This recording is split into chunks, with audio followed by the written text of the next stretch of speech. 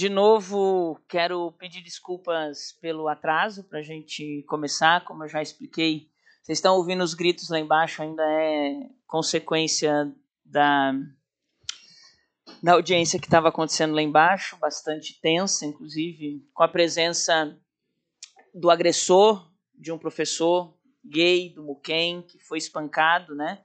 E que estava lá nessa audiência também, enfim. E foi bastante complicado ali o início, durante e o fim, né, vereador Camazão. Mas estamos aqui para fazer a instalação da Frente Parlamentar LGBTI+, da Câmara Municipal de Florianópolis. Eu queria agradecer... Oi? Tá sempre certo, dona Neia. A senhora cuida de tudo com o maior esmero. Tá, aplausos para dona Neia, que é quem cuida da gente. Obrigada, dona Neia. Então, quero de novo agradecer a todas as pessoas aqui presentes. A gente convidou vocês e outras pessoas também para estarem aqui para que a gente pudesse instalar a Frente Parlamentar LGBTI+, da Câmara Municipal. Até a legislatura passada, eu era a única pessoa LGBTI+, né, lésbica, assumidamente parlamentar nesta Câmara.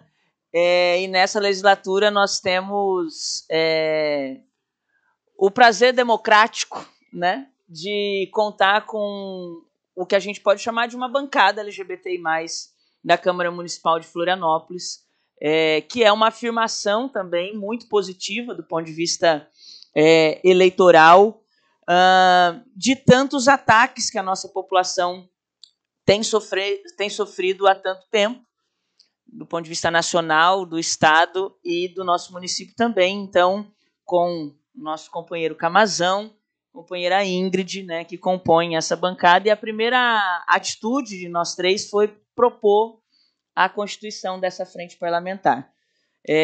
Nós apresentamos janeiro ainda, dia 2 de janeiro, sei lá, né? Foi a primeira ação nossa, assim, mas demoraram 6 meses para aprovar as frentes parlamentares nessa casa, né?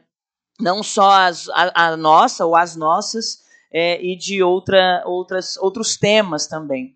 E então, quero, antes de, enfim, passar a palavra para o Camazão e para a Ingrid, quero chamar para compor a mesa conosco a companheira sempre aliada, Selma Bastos, que é a nossa assessora de políticas públicas de pessoas LGBTI+, do município de Florianópolis, para que participe desse momento. Eu queria saber da lista de presença, só para depois citar, né, as instituições e as pessoas aqui presentes na sequência. Então, vou passar para o Camazão e depois para a Ingrid. E a ideia aqui hoje é que a gente possa fazer uma primeira escuta aberta, né, das diferentes organizações, coletivos, coletivas, pessoas militantes, para que a gente possa fazer um balanço, Selma, né, da perspectiva dos direitos das pessoas LGBTI+, no nosso município, neste momento da história.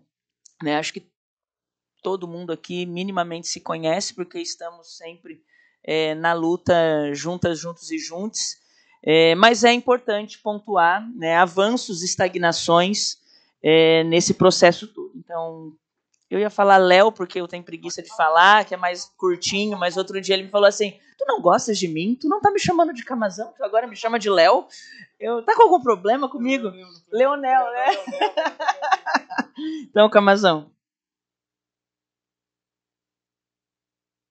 5, né? Para nós daí. Bom, obrigado. Tá funcionando? Tá. Bom, obrigado, vereadora Carla. Primeiro dizer que é um prazer estar aqui com vocês hoje, apesar de estar vindo de um ambiente tão difícil, tão pesado, que foi essa audiência pública que a gente acabou de sair, né? Assim, nossa assessoria que estava lá também sentiu bem o clima, né? E de como essa casa tolera, né, colocar no plenário principal um agressor, de um professor, de um homem gay, professor de artes, professor de teatro, injustamente acusado, né, de coisas que ele não fez, de crimes muito graves e que não, enfim, passa por um processo. Essa violência contra esse professor, ela é a verdadeira materialização do que a extrema-direita representa, que é aquilo que eles nos acusam de, né? É a doutrinação, o controle ideológico, o controle pela força. Esse debate do Muquem, Carla, na minha percepção, ele é um debate sobre isso. É sobre um núcleozinho do Partido Liberal que quer impedir os alunos e os professores de falarem sobre nós, LGBTIA+. Então é difícil vir desse espaço e vir para cá, queria estar mais feliz do que eu estou. Estou pesado aqui. Estou pesado porque estive com o professor mais de uma vez. E é muito difícil ver isso assim materializado na sua frente, né? Você vê a pessoa agredida e ver também como a gente, muitas vezes, muitos de nós, claro que depende da letrinha da qual a gente faz parte, mas muitos de nós, às vezes, têm uma falsa sensação de segurança. Eu saio com meu marido na rua de mãos dadas, a gente vai na escola, nas reuniões de pais, nas festas da família, nas festas juninas, a gente vai no shopping, a gente vai na rua, e às vezes a gente quase esquece como a violência ainda é uma realidade para nós. E, de fato, para alguns de nós, mais violenta e para outros menos.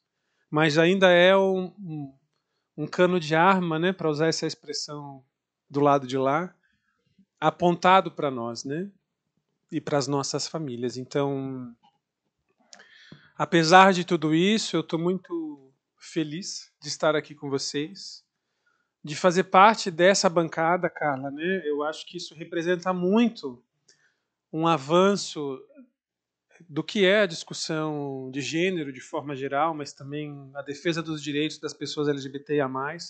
Nós temos na capital de Santa Catarina 3 parlamentares, pela primeira vez na história. Acho que isso diz muito sobre o futuro também, o futuro da esquerda, o futuro de Santa Catarina. Tem muito presente, mas tem muito futuro aqui nessa mesa, né? Com a Ingrid, com a Carla, com a gente, com a Selma. E acho que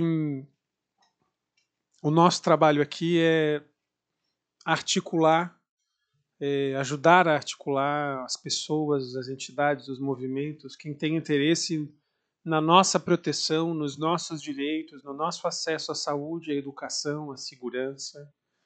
Eu vejo que esse espaço vem para somar, vem para contribuir e também vem para contrapor, né? Nós estamos fazendo no mandato, Carla, para fechar, um levantamento, já estamos em fase final, de todas as leis de Santa Catarina que versam sobre o estrangulamento de direitos de pessoas LGBTIA+, o estrangulamento do direito ao aborto legal, o estrangulamento do direito à vacinação infantil, aos que criminalizam as pessoas em situação de rua e uma série de outros temas. Nós encontramos, se não me engano, 146, né, Sartori? Mais de 200 leis. Eu não estava contando as da Assembleia Legislativa, né? Já deve ter atualizado. Mais de 200 leis e centenas de projetos inconstitucionais, sabidamente inconstitucionais, e que a extrema-direita sabe que é inconstitucional, mas faz um movimento de desobediência civil mesmo, né? Para tentar nos exterminar. Simbolicamente, objetivamente, né? E acho que essa frente tem muito a contribuir para Florianópolis e para Santa Catarina, porque até chovendo molhado, né, Carla, dizer isso, mas a gente não vai mais voltar para trás, né? Não vamos mais. Então, como dizia um técnico de futebol, eu não sou muito do futebol, vão ter que nos engolir. Gostem ou não gostem, né? Então, estamos aqui para contribuir sob o comando aí da nossa veterana Carla Aires, aqui da Câmara. Obrigado por essa oportunidade também. Obrigado, Ingrid. E vamos à luta. É isso aí. Obrigada, Camazão. E o número da sorte do Zagallo era 13. Ingrid. É isso. Gente, primeiro eu quero agradecer pela presença de todas, todos e todes. Eu sou Ingrid Sateré-Maué. É muito importante, né, a gente ter a primeira bancada LGBT assumida, né, porque a gente sabe de outros colegas também aqui que não assumem, mas a gente sabe, né? Mas eu vou fazer aqui uma fala que eu me preparei muito fazendo resgate muito da onde eu venho, né? Eu sou a primeira mulher indígena eleita em Florianópolis. Isso é uma grande vitória para nós enquanto movimento indígena, mas é uma grande vitória no meio desse caos todo que a gente vive, né? Eu queria estar lá com vocês, mas ao mesmo tempo não queria, porque eu sou professora. Eu vivi tudo aquilo com aquelas pessoas. Em 2019, eu parei de dar aula justamente pelas perseguições em sala de aula. Então, eu parei no momento que eu achei, aqui o negócio vai piorar, né? E piorou. Fui professora do Muquem, fui perseguida no Muquem, professora de ciências e biologia, né? Então, vocês podem imaginar as perseguições. Mas é isso, a gente tem que continuar combatendo, né, todas essas atrocidades que acontecem na nossa educação. Até porque, né, eles querem tirar um espaço que a gente tem, né, de realmente falar sobre tudo que a gente tem na sociedade, porque é isso, né? A comunidade escolar é a sociedade, está ali na escola. Mas, falando de coisas boas, mas muitas vezes não tão coisas boas assim, né? Quando a gente fala da nossa comunidade. Eu sou uma mulher indígena pansexual. Então, tudo que eu vou falar aqui não transmite tudo que eu penso, que eu sinto. Para mim, hoje, de todas as falas da comunidade LGBT que eu já escutei, e eu já falei isso para ela, mas a fala da Jéssica, que está aqui, a nossa fotógrafa, que ela é fotógrafa do Camazão, mas ela é fotógrafa da bancada oficial. Se vocês ainda não escutaram, por favor, Jéssica, fale mais. Fale mais, porque assim, é uma fala que representa muito os desafios que a gente encontra também na nossa comunidade. E obrigada, Jéssica, pela dedicação, por tudo que tu ecoa quando tu fala sobre a nossa comunidade. É muito importante para todos nós. Porque nós, enquanto pessoas indígenas, entendemos que esse processo de colonização ele atrapalhou muito todo a nossa constituição de ser, né? E quando a gente está falando sobre a comunidade LGBT, eu sinto isso muito vivo ainda, né? Quando a gente tem a questão da transfobia, quando a gente não respeita, né, a orientação sexual, às vezes, dos nossos colegas, né? Então, assim, é importante a gente refletir sobre isso também. Mas eu quero fazer um resgate da história triste do Brasil, que é o primeiro caso de homofobia que a gente tem registrado no nosso país, que foi de um indígena tupinambá, o Tibira. Né? Então, o caso do Tibira é um marco na história da homofobia no Brasil, sendo o primeiro registro, né, de assassinato por causa de homofobia. Ele foi executado em 1614, né, por soldados franceses sob a justificativa de sodomia, que era um pecado aos olhos da intolerância homofóbica da época.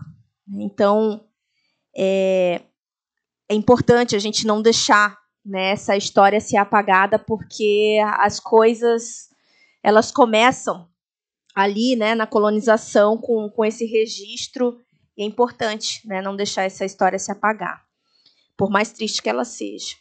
Eu fiquei muito feliz também de saber, Selma, essa semana eu estive no encontro de jovens indígenas, e a gente tinha a presença de muitos indígenas LGBTs, né, na juventude. A gente tem uma organização muito forte dentro do movimento indígena, e eles vieram conversar comigo para me convidar para fazer parte, mas me comunicar que pela primeira vez na parada a gente vai ter um trio de pessoas indígenas, né? Então, assim, a gente está avançando, querendo ou não, né? Com todos os desafios a gente está avançando e a gente vai poder mostrar na história que sim, indígenas LGBTs existem, enfrentam preconceitos tanto dentro dos territórios como fora, e é importante que a gente possa fazer esse enfrentamento, né? Porque é um debate sobre sobrevivência no nosso país. Nós já enfrentamos o preconceito e o racismo pelo fato de sermos pessoas indígenas.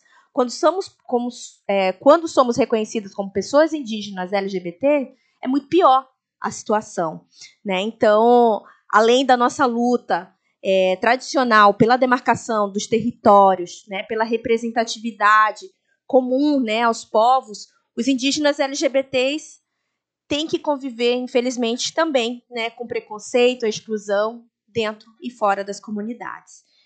A gente sabe, né, todo mundo sabe aqui que o Brasil é o país que mais mata, né, pessoas da comunidade LGBTQIA+, no mundo, né, apesar de um colega nosso falar que isso são dados levantados por nós, né, mas é claro, né, porque se não for nós, né, a gente tem que fazer o papel do Estado.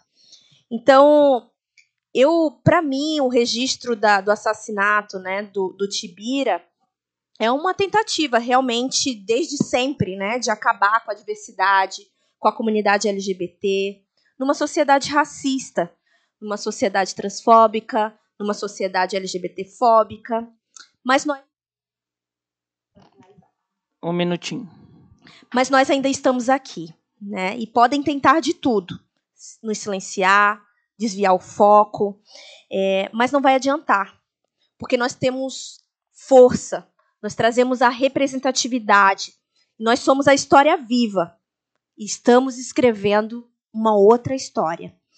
E para finalizar, eu deixo aqui uma reflexão, né, que eu acho que cabe muito na criação dessa frente, que é a necessidade de nós nos organizarmos, de aumentar essa resistência, né, a favor dos direitos da nossa comunidade, que ainda padece de políticas públicas específicas e de combate à violência e à intolerância. Que em todos os dias, né, não só neste, nós sejamos vistos como sujeitos de direitos sociais e que possamos lutar juntas, juntos e juntos, realmente por um mundo onde nós possamos sonhar, né, com o futuro e que, de fato, a gente seja reconhecido pelo ser humano que realmente nós somos. Né? Quero agradecer mais uma vez a presença de vocês e parabenizar todos nós por estarmos aqui no lançamento dessa frente, que eu tenho certeza que vai ser um sucesso e que vai fazer muita história na cidade de Florianópolis. Obrigada. Obrigada, Ingrid. Vou passar para a saudação da Selma também, até 5 minutos. E depois, pessoal, quem quiser falar, se inscrever, pode se inscrever com essa sapatão aqui, com Elaine Salas. E é isso. Só apertar aqui? Isso, tá ligado. Tá ligado? Ah, tá. Boa noite, gente. Que honra estar sentada nessa mesa aqui, porque eu acho que hoje está se fazendo história, né? A gente está fazendo história aqui, vocês estão fazendo história aqui. Porque pela primeira vez na Câmara a gente vê pessoas LGBT sentadas lutando pelo direito LGBT, né? A gente nunca viu isso aqui. A gente já viu isso aqui muito, o pessoal xingando a gente aqui em cima, né? Assinando lei contra. Então, hoje eu me sinto emocionada de estar com vocês aqui. Bem, gente, vamos falar um pouquinho de tudo, um pouco. Eu ocupo hoje um lugar que eu, na verdade, nunca imaginei na vida ocupar, que é estar na assessoria LGBT. Por quê? Porque eu achei que nessas condições que a gente está, jamais teria uma assessoria LGBT. Eu fui convidado em 2023, eu vim com muito medo, mas com muita força para querer fazer alguma coisa. E me frustrei bastante algumas vezes, já chorei bastante também algumas vezes, mas também consegui sorrir algumas vezes pensando, cara, eu consegui abrir isso aqui, é uma portinha desse tamanho, mas alguém vai passar. e ter a consciência de que tem que ter a primeira pessoa para vir a segunda, a terceira. Eu consegui juntar, fazer frente para que algumas pessoas pudessem ter acesso. Gente, quando eu entrei para a prefeitura, eu descobri que nenhum presidente de conselho tinha sido recebido pelo prefeito. A Guilhermina está aqui na frente. E quando o Alexandre esteve lá para a nossa primeira reunião, que foi a primeira pessoa que eu chamei, foi o pessoal do conselho, e me disse, não, eu nunca tinha entrado, eu nunca fui. E aí a gente conseguiu lá levar para ouvir, pelo menos ouvir o que o pessoal do conselho tinha para dizer. Dar aquela assim, cara, a gente conseguiu isso. E as lutas que eu venho tendo desde então, de estar ali todo dia, cara, a gente precisa bater na porta tal, da secretaria tal, e você levar. Não. E muitas vezes ouvi como eu já ouvi, não, isso não é relevante. Essa pauta não é relevante. E eu levar número, isso não é relevante. Para lá na frente conseguir, depois de muita luta, conseguir ter acesso e colocar no mínimo uma capacitação ali dentro. Vocês sabem muito bem da última gestão, eu estou atualmente, para quem não sabe, na Secretaria de Assistência Social. Você sabe muito bem quem foi que estava lá como meu secretário. De eu ouvir, teu aqui eu não assino nada. Se eu pudesse, eu cancelaria esse plano de vocês. Não é à toa que semana passada ele estava me atacando. Postando um post que a gente fez na Secretaria de Saúde, e ele colocou lá me atacando. Né? Então, para vocês entenderem o tamanho da luta que é. Então, hoje eu vejo a minha cadeira como uma cadeira de resistência. Uma porta aberta que é uma resistência estar ali. Quando eu vejo que vocês conseguiram montar aqui dentro uma frente parlamentar para discutir as nossas pautas, com certeza eu aplaudi de pé. E acertei, assim que eu recebi o convite, aceitei de muito bom grado estar aqui, porque é uma honra estar aqui com vocês hoje. Eu acho que tem uma luta grande pela frente. Uma vez a Guilhermina falou algo no conselho que eu fiquei muito feliz com o que eu ouvi dela. Que ela falou assim, foi debatido, não, mas vamos fazer isso, não, vamos dar entrada nisso aqui. Mas a gente não vai conseguir. Ela falou, não se trata de nós conseguirmos hoje. Se trata de plantar hoje para amanhã os outros que sentaram nessa cadeira conseguirem. Então, o que vocês plantam aqui hoje, lá na frente os próximos irão, quem sabe os próximos vereadores, que vão estar aqui para dar continuidade a esse trabalho. Então, às vezes a gente desilude, desanima, a gente ainda quer parar, mas a gente entende que isso é só uma semente para que outro possa abrir. A nossa porta é desse tamanho, mas alguém vai ampliar ela. Então, isso a gente demora a entender, porque a gente quer para ontem, nossas pautas são urgentes, as nossas pautas são para ontem. Só que a gente quer agora, tem que acontecer, e às vezes não vai acontecer. A gente não vai ver, às vezes, a nossa vitória. Porém, a gente plantou. A gente conseguiu plantar.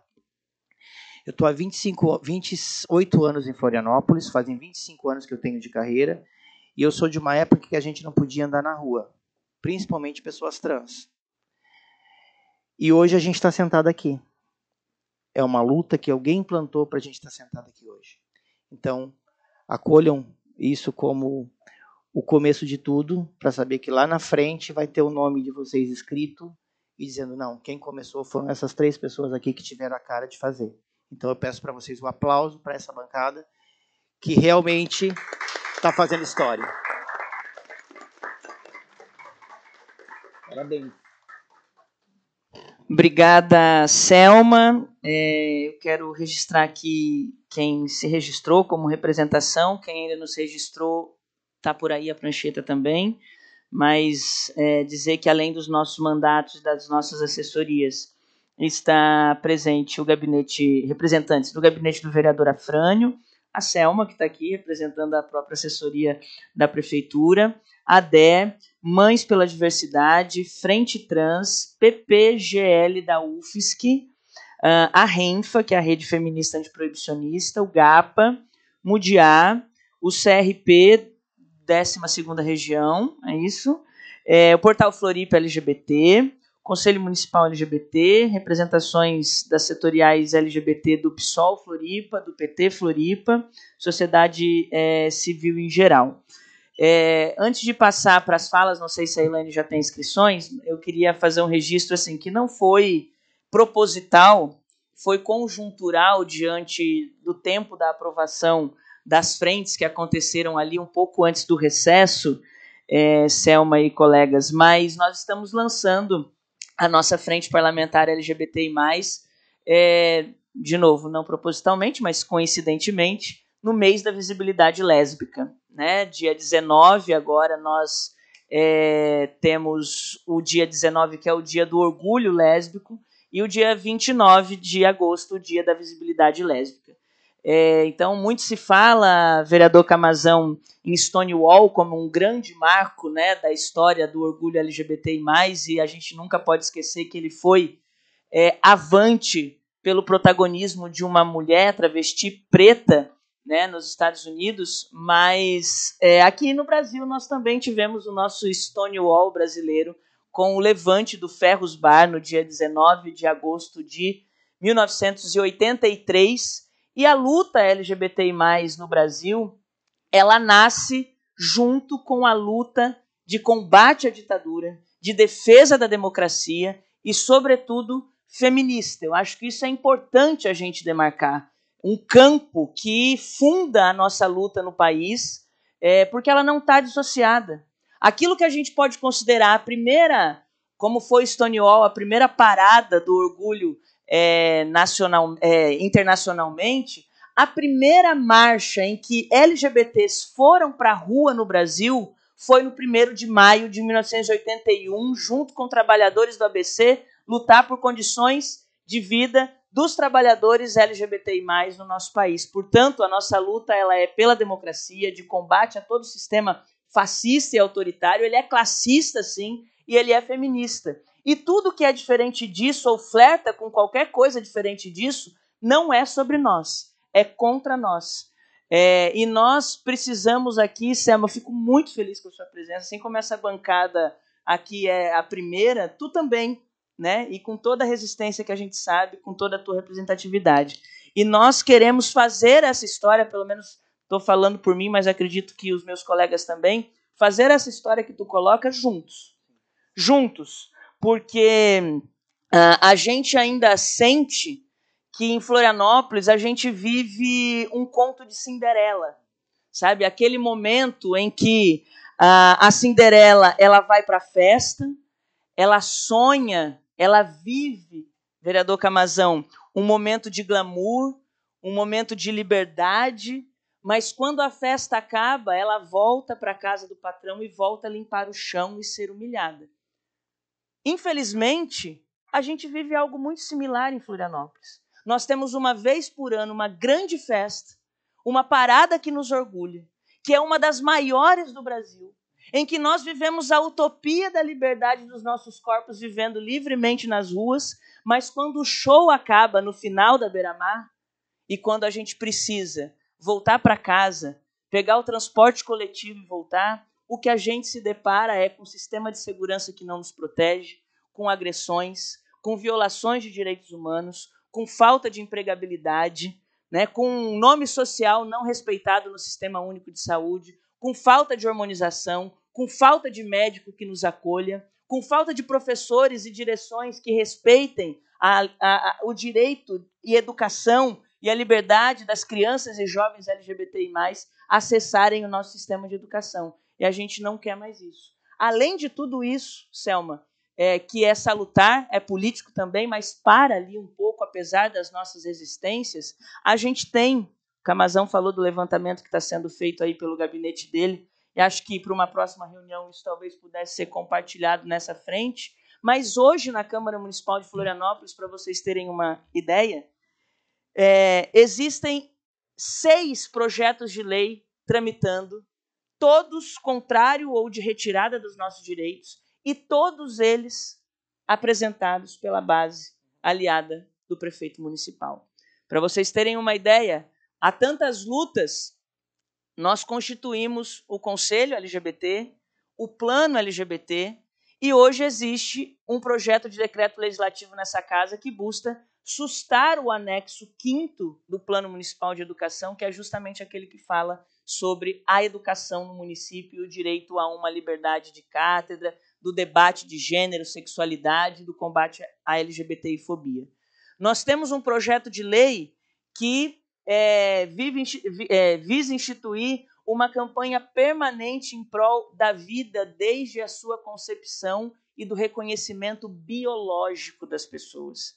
Isso é um ataque direto à sexualidade, identidades de gênero e outras questões. Nós temos um projeto de lei, de novo, né, que proíbe a instalação de banheiros unissex nos espaços públicos e privados da cidade. Nós temos aqui um projeto de lei que dispõe sobre a leitura obrigatória da Bíblia e dos conteúdos morais nas escolas do nosso município. Nós temos aqui um projeto de lei que busca vedar a participação de filhos e tutelados na nossa parada LGBTI+, das crianças e dos jovens, além também de proibir que crianças sem autorização das famílias participem de conteúdos pedagógicos extracurriculares que discutam gênero, orientação sexual e diversidade de gênero. Não, por acaso, todos projetos da base do prefeito, mas especificamente de um partido específico, que é aquele que todos os dias nos visa, que é o PL. Né? Então, acho que a gente precisa construir essa história juntas, Selma, inclusive nos mobilizarmos junto contigo para barrar a tramitação desses projetos aqui na casa, e a gente conta contigo. Dito isso, quero saber da Elaine, eu já falei os presentes, as representações, né? Passar para quem são as pessoas que pediram para falar. Elaine Salas.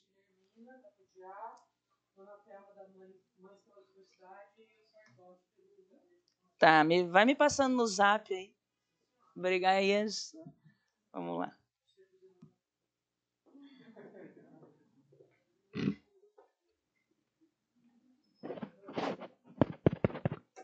Três minutos.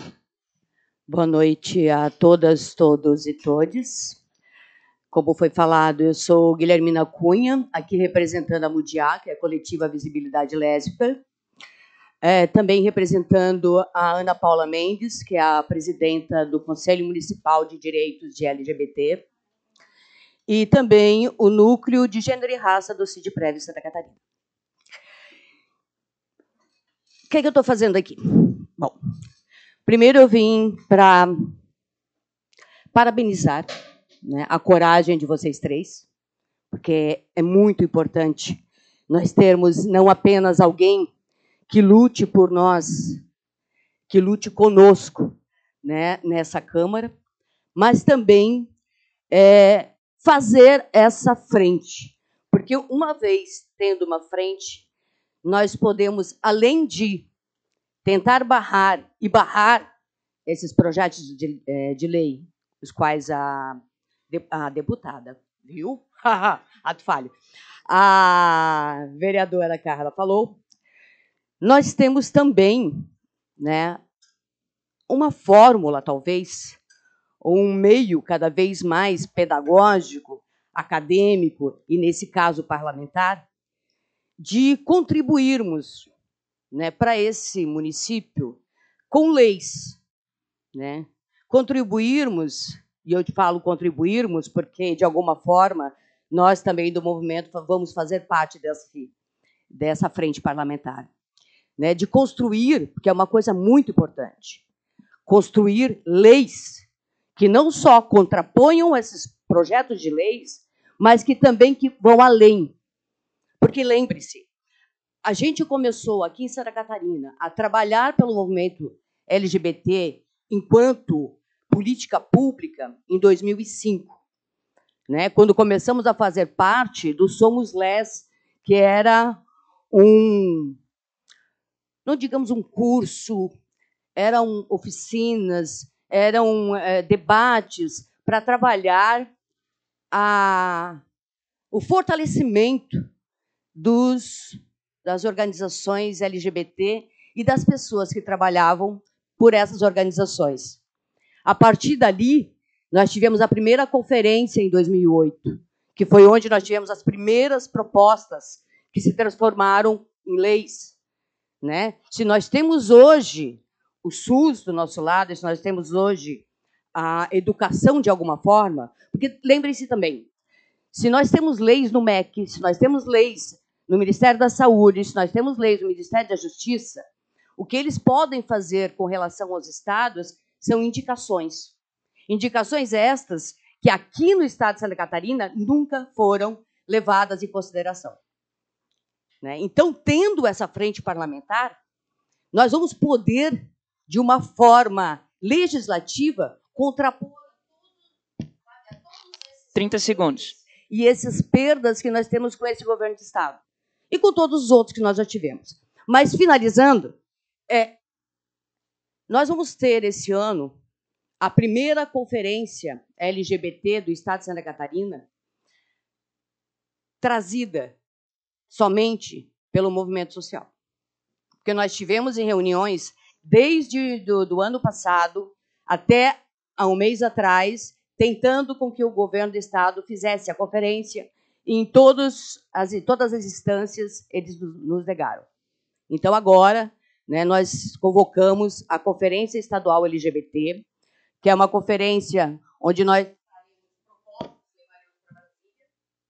Para concluir, mostrar para Brasília o que esse estado está fazendo contra nós e não por nós. Obrigada. Obrigada. Na sequência, a Thelma, pelo Movimento Mães pela Diversidade. Depois, o Sartotti, pela Executiva do PSOL. E depois, o Túlio, pela Frente Trans.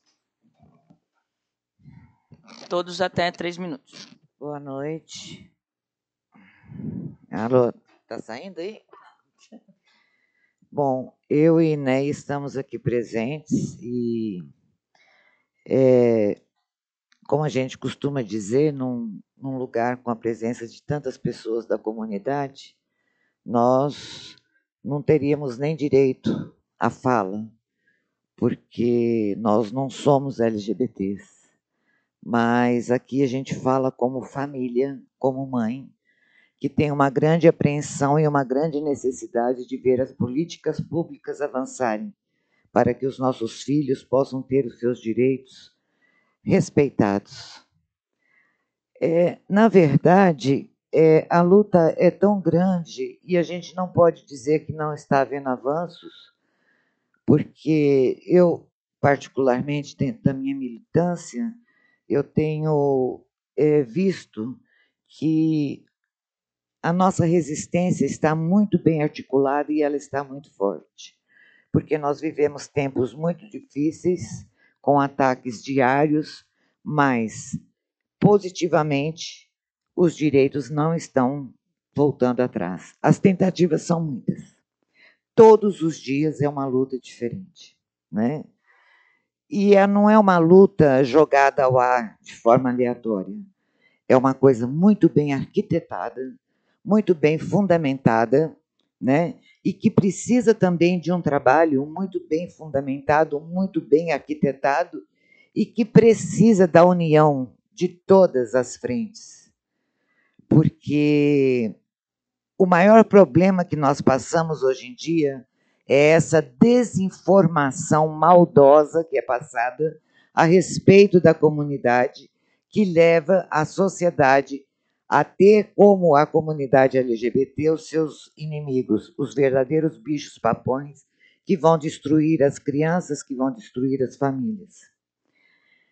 E, particularmente, nós, das Mães pela Diversidade, a gente, como ele falou, ele não sente tanto o peso do preconceito, e nós já estamos com os nossos filhos que já venceram também muitas batalhas, mas a gente luta por cada criança que está nascendo, por cada jovem, né, que está desabrochando para a sua sexualidade, para que eles não tenham que passar o que os nossos filhos passaram. E para que mães, igual eu, não tenham que arrancar os seus filhos na marra, pedindo pelo amor de Deus para não ir na escola, porque ali ele era discriminado e era agredido, né? E eu também, como mãe de uma mulher trans, não quero mais ter a verdadeira angústia, agonia de me sentir totalmente em pânico, né? Quando minha filha sai à rua para resolver. 30 segundos, Thelma. E eu penso que em algum momento ela tenha que frequentar um banheiro público. Então, é importante que a gente diga que essa luta tem que ser pega realmente para que todas as pessoas trans tenham direito ao uso do banheiro com dignidade e com respeito. E para que isso aconteça, nós temos que levar a informação, porque é tão ridículo quando a gente vai explicar o que é um banheiro unissex, que é simplesmente uma cabine dupla de uso individual, onde qualquer pessoa possa usar o banheiro com dignidade e respeito. Então, eu acho que, de alguma forma, nós estamos falando na nossa militância, não fazendo um grande avanço nessas informações, contrapor essas informações falsas que estão sendo jogadas sobre nós. E a gente está aqui para poder contribuir, para poder ajudar. E mais um minuto, concluir, que eu acho muito importante. É muito importante que cada um que tenha qualquer posicionamento, tá, faça um trabalho de base nos municípios menores, tá, que eles sejam mais apoiados, porque nesses municípios pequenos de Santa Catarina, tá, o retrocesso é muito grande, o ataque é muito grande e não há espaço para se colocar direito das pessoas LGBTs. Muito obrigada. Obrigada, Thelma. Sartotti. E depois prepara Túlio, Ju e Guilherme.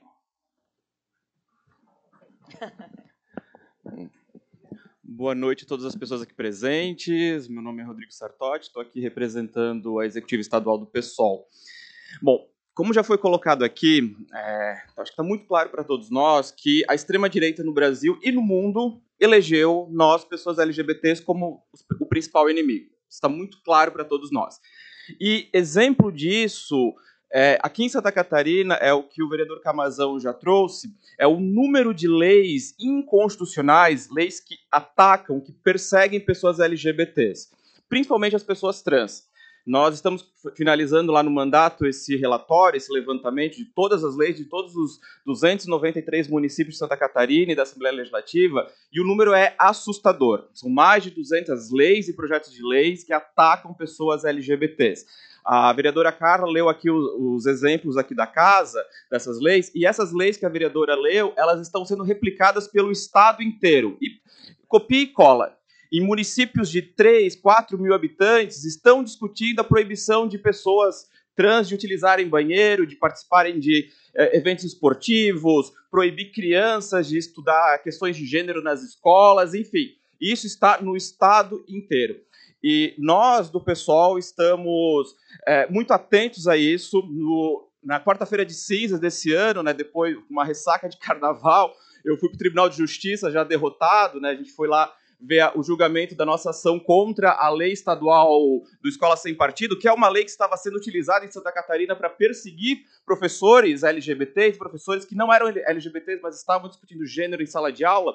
Fomos lá e conseguimos, felizmente, por maioria, derrubar essa lei, foi declarada inconstitucional pelo nosso Tribunal de Justiça. E agora, na semana que vem, o nosso Tribunal de Justiça novamente vai se reunir para julgar uma outra ação que o pessoal propôs, eu também sou advogado nessa ação, que é contra uma lei lá de Chapecó, que proíbe a participação de crianças na parada LGBT. E como a vereadora Carla falou, essa mesma lei está sendo proposta aqui em Florianópolis, e eu estava lendo esses dias lá com o vereador Camazão no gabinete, do qual eu tenho muito orgulho de fazer parte da assessoria, nós estávamos lendo a justificativa, Selma, desse projeto. E sabe o que diz a justificativa? O pastor Giliardi, ele diz que a parada LGBT é frequentada por pessoas indesejadas, por pessoas indesejadas. Bom, são os assessores do prefeito Topázio, é o chefe de gabinete do prefeito Topázio, que é um indesejável, que é um ser que não pode ter contato com crianças, com adolescentes. O que é isso? Bom, esses projetos eles demonstram de forma muito clara que a extrema-direita quer nos colocar de volta num gueto. Eles não podem, por enquanto, felizmente, não podem criminalizar novamente as homossexualidades, as identidades LGBTs no Brasil. Mas eles fazem essas leis justamente para nos colocar num gueto novamente e levar esse debate. Porque a gente sabe que a gente vai derrubar essas leis, sabemos disso. Felizmente ainda há um Estado de Direito nesse país, ainda somos uma democracia.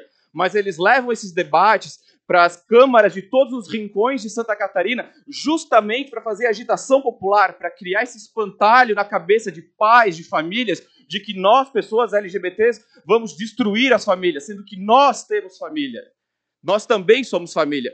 E isso está sendo feito em todos os cantos de Santa Catarina e do Brasil inteiro. No próximo final de semana, nós vamos nos reunir em São Paulo, com algumas pessoas da nossa corrente interna do PSOL, para discutir justamente isso, do Brasil inteiro, como que está essa questão, e vamos continuar aí na luta para tentar derrubar essas leis, mas não só derrubar essas leis, mas principalmente para ir para as ruas dizer que nós existimos e que nós vamos continuar existindo e resistindo contra a extrema-direita que quer nos destruir, que quer literalmente nos matar nesse país e no mundo inteiro. É isso. Obrigado, gente.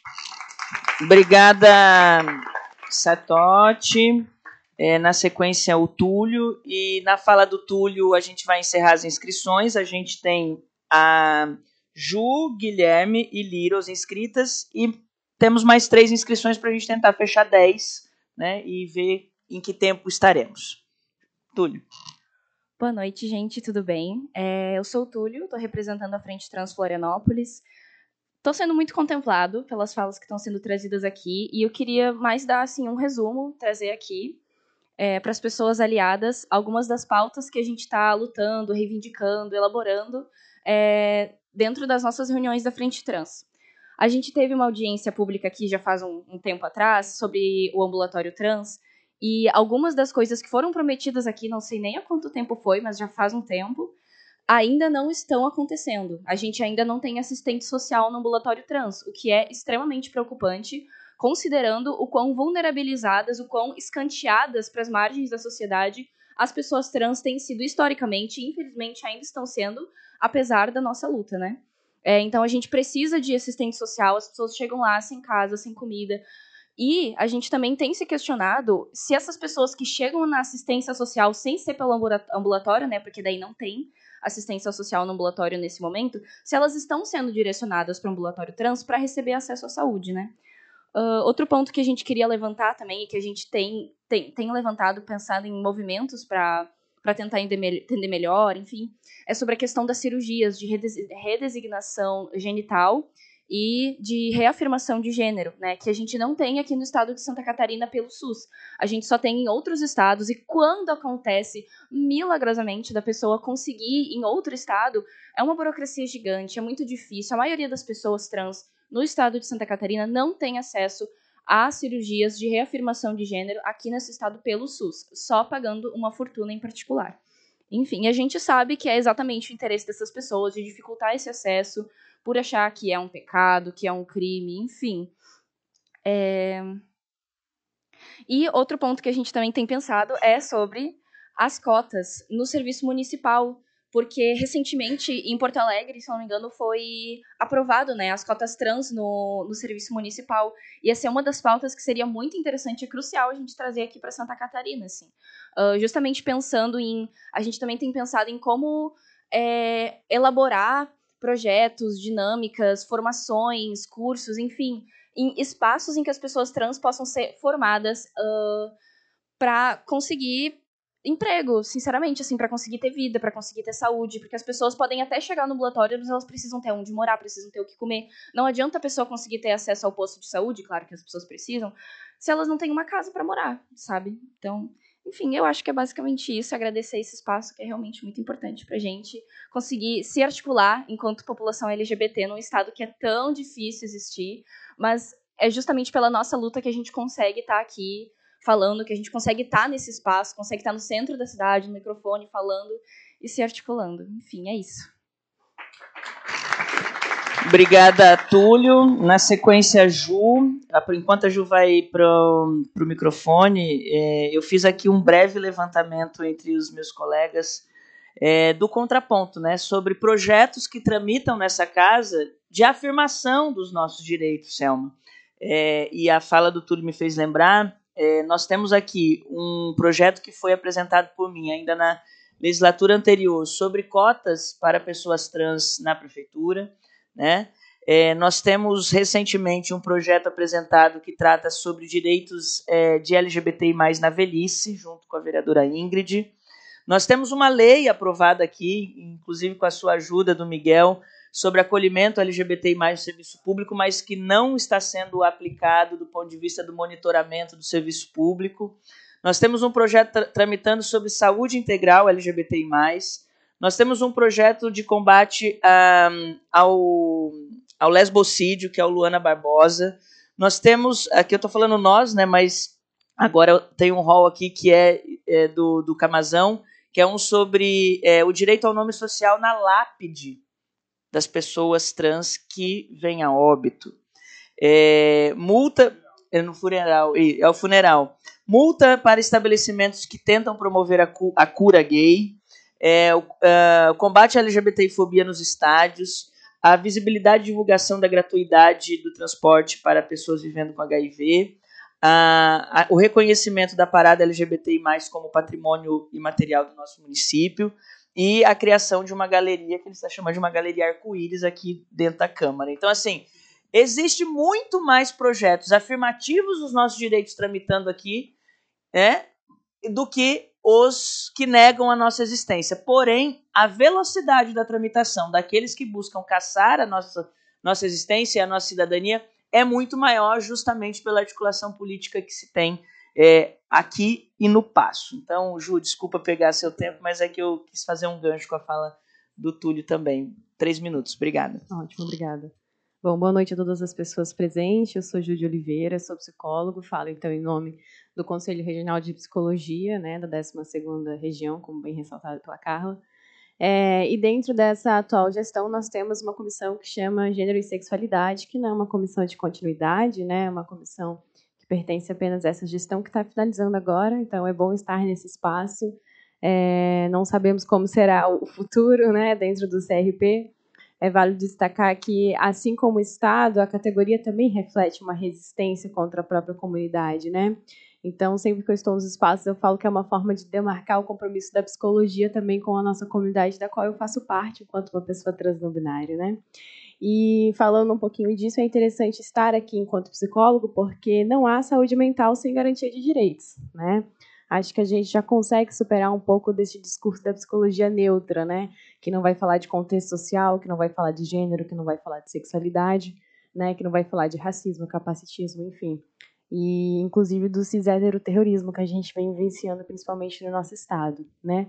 A minha fala vai ser bem sucinta, então eu gostaria de parabenizar essa frente que está se formando, né? É muito importante, me deixo disponível enquanto profissional também. Acho que a saúde mental ela tem que estar com certeza dentro da saúde prioritária, né?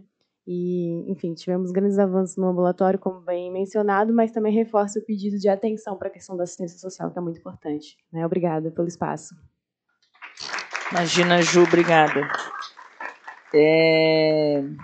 Guilherme, pela Federação PSOL Rede. Na sequência, Liros, e ainda temos 3 inscrições aí em aberto, mas fechava antes. Tá fechando? Então tá bom. Oi, gente, boa noite.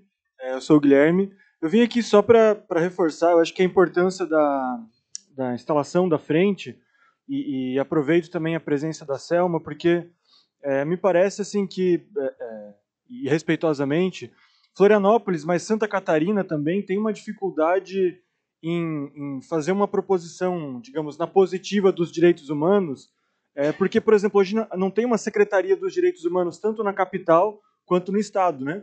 E aí, e claro, é importante que se entenda como uma coisa multifacetada, assim, multissetorial, conectada a todos os órgãos, né? Porque quando a gente fala de violência policial contra pessoas LGBT, a gente está falando de direitos humanos, mas de segurança pública, né? Me recordo daquele casal gay agredido, acho que depois de um carnaval, e aí me pareceu uma homofobia pura, mas que precisava, sim, de um enquadro no policial, nos policiais que fizeram isso. Quando a gente fala também, Ingrid, de homofobia nos estádios, por exemplo, e aí a Carla Bentroso Camazão fez um projeto para isso, a gente também está falando de esporte, a gente está falando de segurança pública, né? E quando a gente coloca, especialmente o governo do estado, mas aqui em Florianópolis eu também percebo isso, isso como uma questão menor, que não ganha um status, por exemplo, de uma secretaria, me parece que é uma escolha política, né? Então, talvez, quando a gente faz essa frente parlamentar aqui na Câmara, a gente começa a discutir melhor isso e, além de tudo, a gente também consegue contrapor algumas coisas, como, para quem não sabe, essa Câmara aprovou uma frente parlamentar do conservadorismo. E cita Olavo de Carvalho no projeto, é uma grande maravilha. E aí eu acho que é importante, sabe, que a gente consiga fazer esse debate, que uma frente parlamentar da Câmara Municipal da capital catarinense tenha voz, e aí muito bem representada por esses 3 vereadores, mas para fazer contrapontos mesmo, porque tem coisa que a gente escuta na Alesc, né? Não sei se vocês viram a última do Gessé Lopes, mas de toda essa galera, que não é só ele, antes fosse, mas aqui nessa casa a gente também ouve absurdos, e os vereadores também trouxeram projetos que estão sendo tramitados aqui, porque é isso, né? Se a gente não se sente seguro para levar crianças para uma parada LGBT, que estado que é esse?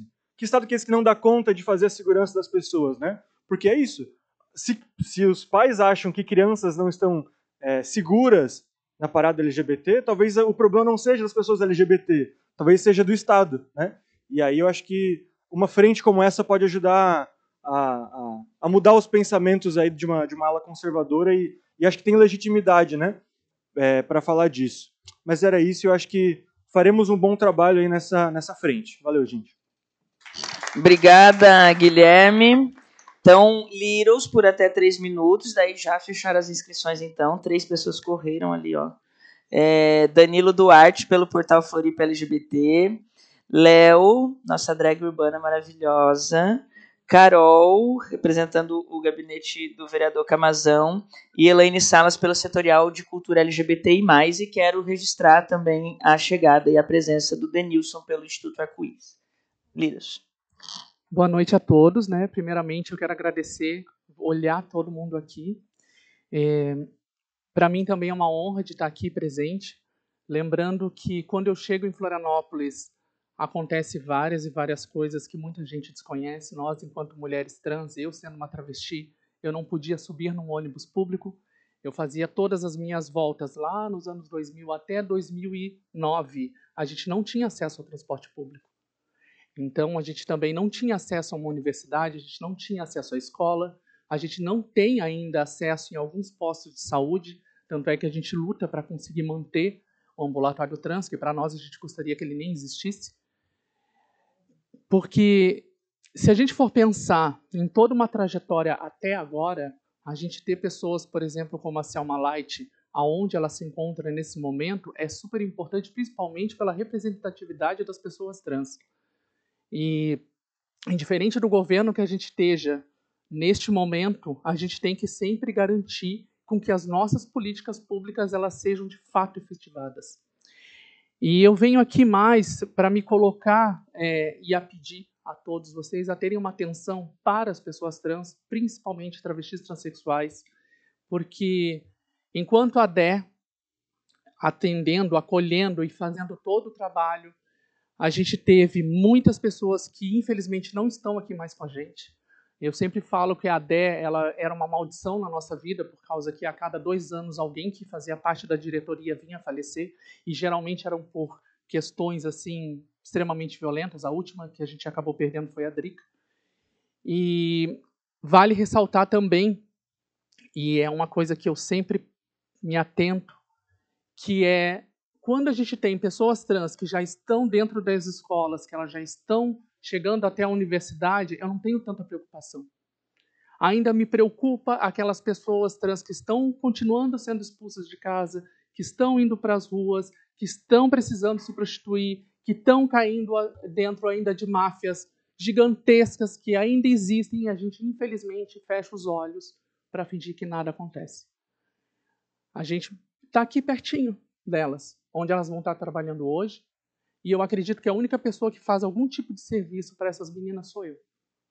Que não tenho dinheiro, não sou uma pessoa que tenho tanta influência, mas sou ainda a única pessoa que chega lá, colhe demanda, levo para casa, tento solucionar, levo de volta.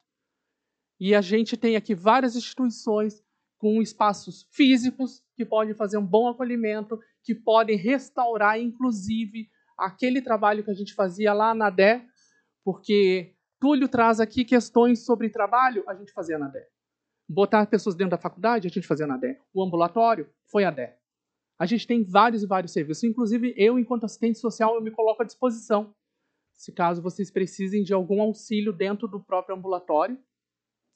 E lembrar que é muito confortável a gente sempre estar pensando no nosso, enquanto uma letra individual, enquanto uma pessoa lésbica, enquanto uma pessoa bi, enquanto uma mulher pansexual.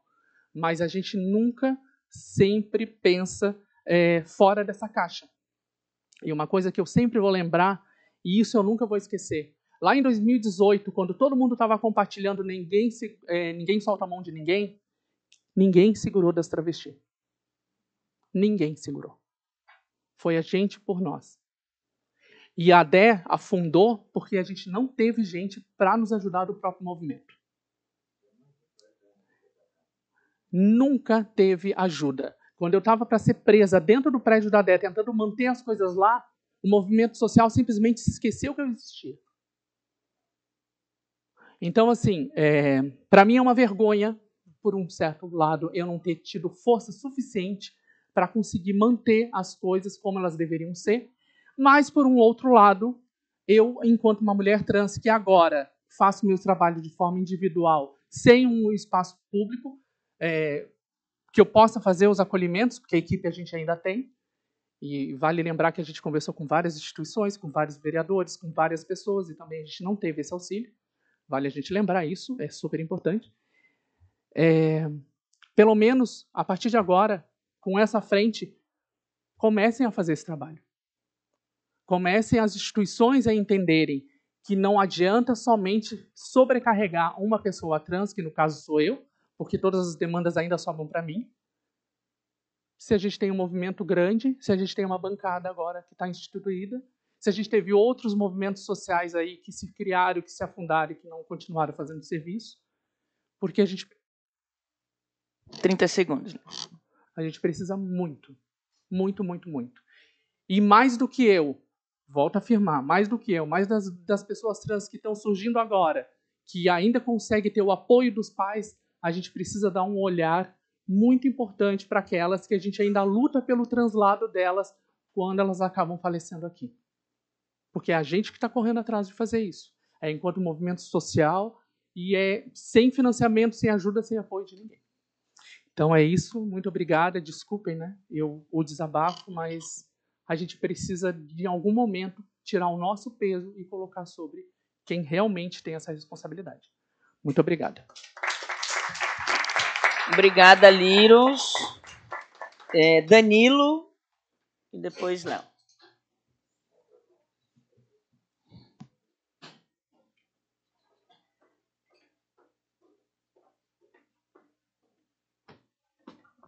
Oi, gente, boa noite para todo mundo. Cumprimentando a mesa, eu quero pedir licença, mas eu quero saudar as lideranças que estão aqui. E eu fico muito, muito feliz de ver e reconhecer vários rostos nesse plenário. O Floripa LGBT acabou de completar 2 anos e a gente se assustou, e eu falo em meu nome, do meu marido, João, a gente se assustou com a quantidade de denúncias, de pedidos de socorro que a gente recebe. E aí a fala da Liros me tocou muito nesse sentido, assim como a fala inicial lá da Carla, quando ela falou da utopia que a gente vive no dia da parada. Me incomoda tanto essas denúncias, esses pedidos de socorro, quanto os pedidos de ajuda pelo espancamento na Praia da Galheta, quanto os pedidos de ajuda porque são pessoas que sofrem violência sexual, pedem socorro e não encontram isso na cidade. E aí a gente acaba sobrecarregando a Liro, sobrecarregando o Selma, que são as nossas referências quando a gente precisa de socorro também. Mas também me incomoda quando eu encontro pessoas que pedem emprego e não conseguem porque são vítimas de LGBTfobia. E aí a gente tenta, por exemplo, iniciativas para capacitação, seja na área de turismo, já que Florianópolis é uma cidade LGBT-friendly, certo? A gente tenta alguma iniciativa na área de saúde, a gente tenta na área de educação e nós não conseguimos. Aliás, as universidades começam a rediscutir as cotas trans. E a gente não tocou nessa ferida aqui ainda.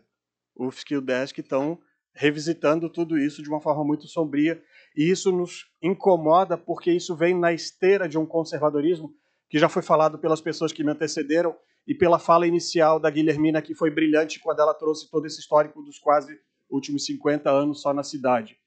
Então, quero dizer que essa frente parlamentar que está se instalando hoje tem uma responsabilidade gigantesca e eu espero que vocês três tenham essa compreensão. Eu já pude ter a felicidade de conversar com vocês três individualmente e de cumprimentá-los, dizer que o Floripa LGBT está à disposição de vocês e está à disposição da comunidade, porque hoje nós nos tornamos, não por nossa vontade, mas nós nos tornamos um portal de notícias que visa dar visibilidade para a comunidade, colocar o dedo na ferida, mas também evidenciar as nossas potencialidades, aquilo que ninguém tem de diferente da gente, ninguém tem igual a gente. E aí, para finalizar, quero lembrar uma fala que eu ouvi de um empresário dentro de uma reunião da CDL de Florianópolis. Quando eu me apresentei, e eu pensei que ele ia pensar no Pink Money. Juro para você. Juro, Carla. Mas não. Ele veio me pedir socorro porque ele tem uma filha trans e ele não sabe o que fazer. E ele só acordou para isso quando a esposa ligou para ele e disse: eu acabo de encontrar uma carta de tentativa de suicídio da nossa menina. E vejam, eu estou falando de um empresário da cidade. Eu não estou falando de alguém que mora numa comunidade mais distante. Eu estou falando de alguém que tem dinheiro nessa cidade e não sabe o que fazer com alguém LGBT. Vejam a responsabilidade que essa frente também assume. Mas sei que vocês são capazes e imagino que vocês têm todos nós ao lado de vocês. Contem com Floripa LGBT sempre. Tá bom? Obrigado e parabéns. Obrigada, Danilo. Leon.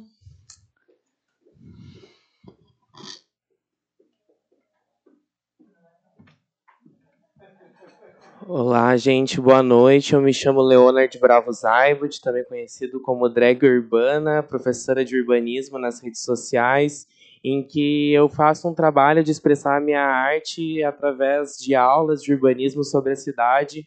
E fiquei muito pensando, primeiro, agradecer por esse espaço de escuta da comunidade. Acho que foi muito importante todas as falas que a gente está tendo aqui, porque espaços de escuta estão muito escassos nesse lugar que a gente está aqui. E ele é um ambiente bem opressor para a nossa comunidade. Então, são poucos espaços em que a gente consegue entrar e se sentir acolhido. E eu acho que aqui nós estamos entre pessoas que conseguem ter esse poder de escuta. E eu achei um absurdo não ter uma cirurgia de redesignação sexual e afirmação de gênero no estado de Santa Catarina. Isso é um retrocesso completo que precisa ser revisto nas políticas estaduais. Mas eu venho trazer o meu lado de urbanista aqui sobre a reafirmação dos espaços em que a gente vive, convive, e como eles são importantes para juntar a nossa sociedade fora daqui. A gente se encontra principalmente nas ruas, em lugares como a noite no Centro-Leste ou no verão na Praia da Galheta.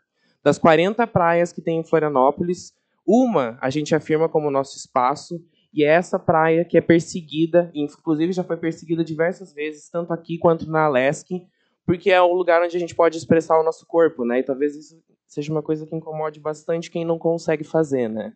E sobre oportunidades econômicas, de atividades de emprego para a comunidade LGBT, tem uma coisa que tem que ser muito ressaltada aqui, que eu já lutei como drag urbana, e eu acho que a Elaine também vai falar, que é o atraso nos editais da cultura, porque os editais da cultura possibilitam que a gente contrate pessoas e também principalmente da comunidade artística, né, que eu estou falando como drag queen, que as drags não apenas apresentem-se em palcos de boates e baladas, mas que a gente possa ir para teatros, que a gente possa fazer convenções, que a gente possa dar aulas.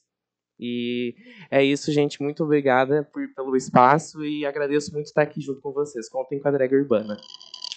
Obrigada, Leon. Carol e, por fim, não menos importante, Elaine Salas.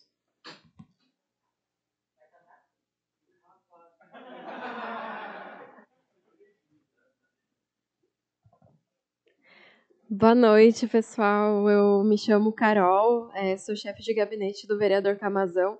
Não quero me repetir, eu acho que fomos todos muito bem representados nas falas. mas gostaria de fazer um gancho com a fala do Sartotti sobre as diversas leis inconstitucionais que são propostas e são muitas vezes aprovadas pelo nosso Estado, por todo o país. E a gente faz esse olhar de que, ok, essas leis são inconstitucionais, então podemos derrubá-las, mas qual é o problema? Enquanto elas estão sendo aprovadas, elas ficam existindo como leis e ferindo direitos dos LGBTs, de mulheres, de crianças, de pessoas em situação de rua, por toda a sua existência. Quantos meses a gente leva para derrubar uma lei? Ou mesmo para identificar que uma lei inconstitucional existe? Né? Nós estamos fazendo esse movimento de levantamento, que é importante e que esperamos que seja feito por mais estados, mas enquanto essas leis existem, quem é que está sendo ferido? Acho que isso é muito importante de ser pontuado. E fazendo a saudação, né, do espaço, enquanto a gente discutia na nossa primeira reunião com os gabinetes o que seria esse espaço do lançamento da frente, né? Qual é a importância desse espaço para que seja, sim, um espaço de acolhimento, de escuta dos movimentos, das necessidades, né? Eu acho que isso a gente conseguiu cumprir muito bem nessa noite, mas também queria fazer essa provocação que surgiu, né, também nessa primeira reunião que a gente fez para alinhar o que seria hoje, de dizer que essa frente pode ser um instrumento de tornar a Semana da Diversidade que acontece, e aí por isso eu faço essa fala também para já compartilhar com a Selma, né, com o Poder Executivo, de tornar a Semana da Parada uma semana não só que tenha a parada, que é um momento muito importante de celebração, de reafirmação de que a nossa luta também pode ser uma luta feliz e reafirmar os nossos corpos, né? A gente tornar o espaço público nosso de expressão cultural, artística, enfim, um espaço de celebração da luta, mas também fazer uma semana da diversidade, com formação, com espaços de regulamentação do nome social, né? Por que não fazer da diversidade, do que o poder público tem, né, de políticas para as LGBTs, fazer isso cada vez mais politizado? Porque a nossa luta, ela não é só alegria, ela tem todos os desafios que a gente colocou aqui, e a gente precisa de espaços de formação, de conscientização, de acolhimento, e de formação de políticas públicas. Eu acho que isso à frente vai conduzir muito bem, e sou muito orgulhosa de ser uma parte disso junto com vocês, e faço essa provocação também para os movimentos aqui presentes. Vamos construir uma Semana da Diversidade em Florianópolis e tornar a nossa parada, que é tão bonita, um momento de cada vez mais politização da nossa luta. É isso. Obrigada. Obrigada, Carol. Na sequência, Elaine. Sequência. 3 minutos, gata. Dá seu show em 3 minutos. Dá seu show. Ai, Brasil. Gente, boa noite. Saudar esse espaço, a importância de uma frente parlamentar voltada para as questões LGBTs. No município onde a gente, né, como já foi colocado, as disparidades que sofremos entre o discurso que é colocado e a prática executada em relação às nossas vivências e os nossos corpos, mas também falar do aspecto geral do que a gente passa aqui. É importante saudar essa mesa, porque vocês são pontos, são frestas dentro desse muro da superestrutura. Isso aqui é o futuro que a gente já começou a plantar antes, e oxalá consigamos que tenhamos cada vez mais pessoas LGBTs nas bancadas, porque a partir da ocupação de todos os espaços que conseguiremos mudar a nossa realidade concreta, material. E eu acho que eu quero falar um pouco sobre essas materialidades, né? É muito importante pensar, quando a gente pensa em emprego das pessoas LGBTs, né? E aqui eu falo como setorial de cultura LGBT, que a cultura como espaço de dignidade para esses corpos, como espaço de formação e de afirmação dos fazeres e saberes. Né? Nós não queremos mais ficar à margem, nós queremos sim ser assessora parlamentar, nós queremos sim ser advogado, nós queremos sim estar em todos os espaços, jornalistas, fotógrafos, onde quer que queiramos estar. Né? Então é importantíssimo isso. E aí quando a gente pensa que em Florianópolis as secretarias não se conversam e não funcionam para estruturar a materialidade da nossa vida, nem no campo da saúde, nem no campo da empregabilidade, nem no campo da previdência social, nem no campo da segurança pública, a gente continua matando nós mesmos, né? Essa estrutura continua matando nós mesmos por não ter política pública. Porque se atrasa edital é impossibilidade de trabalho. Se você não consegue atendimento no posto de saúde, é a tua vida que vai ficando cada vez mais comprometida como pessoa LGBT. Né? Então, acho que a gente precisa pensar isso. Né? Como que essa bancada, essa frente parlamentar, vai pressionar as secretarias para cumprir o que está no plano municipal LGBT? O que essa frente parlamentar vai pressionar dentro da LESC para que a gente tenha o Conselho Estadual LGBT?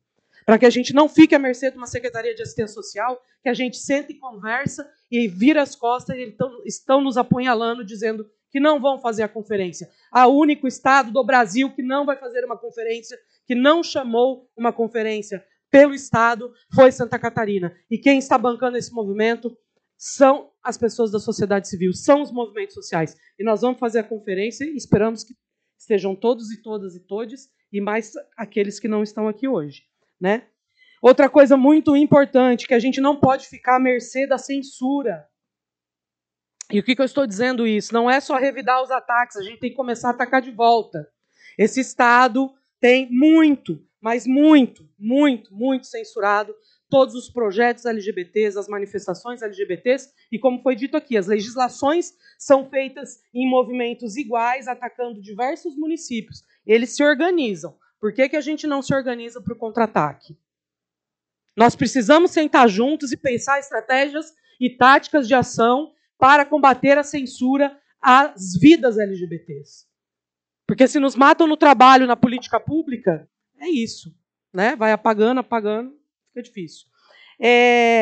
A gente precisa pressionar, e aí pode ser o Estado, o município, ou todas as frentes de investimento, para a gente conseguir retomar o levantamento dos índices de violência que está paralisado no Brasil todo sobre as pessoas LGBTs.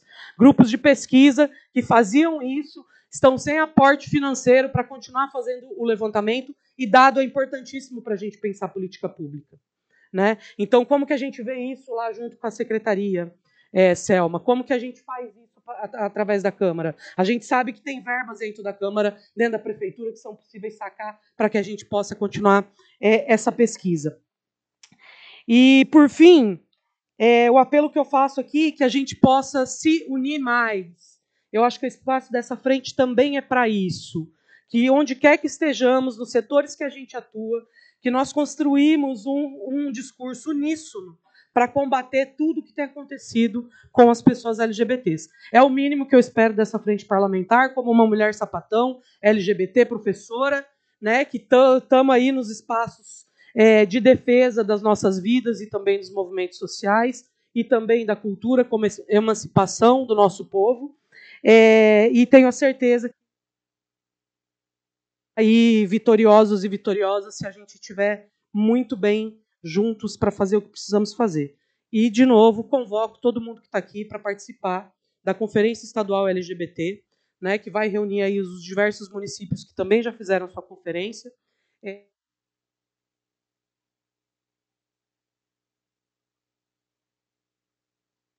31